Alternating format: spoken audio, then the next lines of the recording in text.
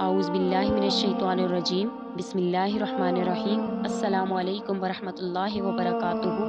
नूर point के प्यारे भाइयों और बहनों, मैं उम्मीद करती हूँ कि आप सब खैर और आफ़ियत से होंगे।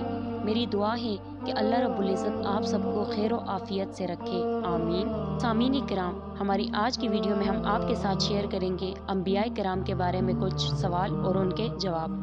सवाल: शेखुल मुरसलीन किस अंबिया का लक़ब था? जवाब: हज़रत नूह अलैहिस्सलाम का।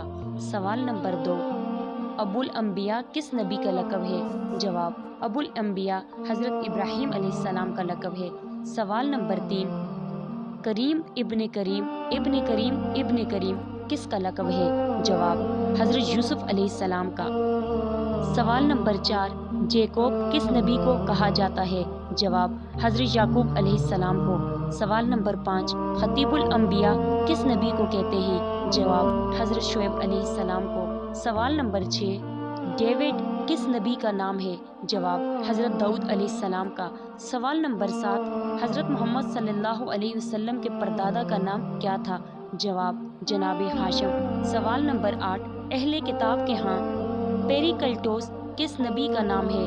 जवाब: हज़रत मोहम्मद सल्लल्लाहु अलैहि वसल्लम का। सवाल नंबर 9: जोहन किस नबी को कहा जाता है?